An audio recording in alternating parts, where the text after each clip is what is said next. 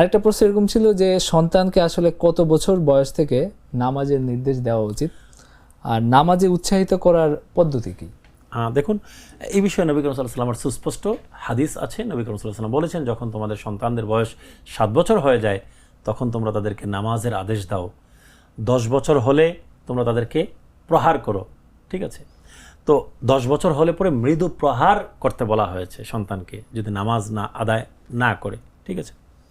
তারপর আপনার সন্তান, তাকে আমি নামাজের জন্য কিভাবে উদ্বুদ্ধ করব। যদি আমার ছেলে সন্তান হয়, তাকে সাথে নিয়ে আমি মসজিদে গেলাম। ঠিক আছে? তাকে আমি নামাজ শেখালাম। ঘরে মারা যখন নামাজ আদায় করবেন, মেয়েরা যারা আছে তাদেরকে সাথে নিয়ে নামাজটা আদায় করবেন, নামাজের তরিকা শিখাবেন। নামাজ কেন পড়ব? দেখুন, আমাদের কিছু কনসেপচুয়াল আসলে ভুল আছে। সেই ভুলটা কি? আমাদের অনেকের মধ্যে মনে হয় এই ধারণা আছে, নামাজ আমরা আল্লাহর জন্য পড়ছি মানে এটা আল্লাহর অনেক উপকার হয় মনে হয়, মাআযাল্লাহ, আস্তাগফিরুল্লাহ। না, নামাজ যদি আমরা আদায় করি সেটা বেনিফিট আমার। দুনিয়ার সকল মানুষ যদি আজকে থেকে যদি নামাজ আদায় করা বন্ধ করে দেয়, আল্লাহর ইজ্জত সম্মানের কিন্তু তিল পরিমাণ কোনো ক্ষতি হবে না। আল্লাহ সুবহানাহু ওয়া তাআলা যিনি আমাদের রব আছেন, তিনি আমাদের রবই থাকবেন। আল্লাহর ইজ্জত কখনো নষ্ট হবে না। আবার আমরা যদি সারাদিন সেজদায় পড়ে থাকি, তবুও কিন্তু আল্লাহর ইজ্জত সম্মান কিন্তু বাড়বে না।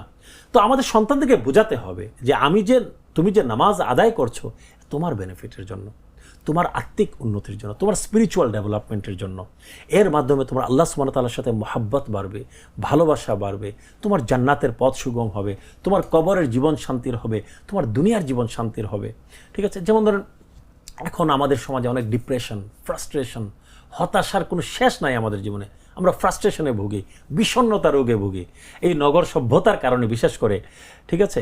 নানান কারণে আমাদের মধ্যে অনেক মানসিক রোগ দেখা দেয়। নামাজ, ইবাদত বন্দেগী, আল্লাহকে স্মরণ করা, জিকির আসকার, তাসবিহ তাহলিল, কোরআন মাজিদ তিলাওয়াত, এই বিষয়গুলো আমাদেরকে কিন্তু সেই বিষণ্ণতা, ফ্রাস্ট্রেশন, এই সকল কিছু থেকে কিন্তু দূরে রাখতে পারে। কারণ আমি সেজদা দিচ্ছি আল্লাহ সুবহানাহু ওয়া তাআলাকে। আমি যখন আমার মওলাকে সেজদা দিব, তখন দুনিয়ার কোনো হতাশা, গ্লানি কিন্তু আমাকে চেপে ধরতে পারে না। কারণ আমি আমার সৃষ্টি জগতের শ্রেষ্ঠ যিনি, সর্বশক্তিমান যিনি, ওনার কাছে আমি নিজেকে সারেন্ডার করে দিয়েছি। তো আমাদেরকে, আমাদের সন্তানদেরকে সেই বেনিফিটগুলো, মানে নামাজের বেনিফিটগুলো আমাদেরকে তাদের বোঝাতে হবে প্র্যাকটিক্যালি। তাহলে কেবলমাত্র আমরা পারবো আমাদের সন্তানদেরকে নামাজের সাথে যুক্ত করতে, নামাজমুখী করতে।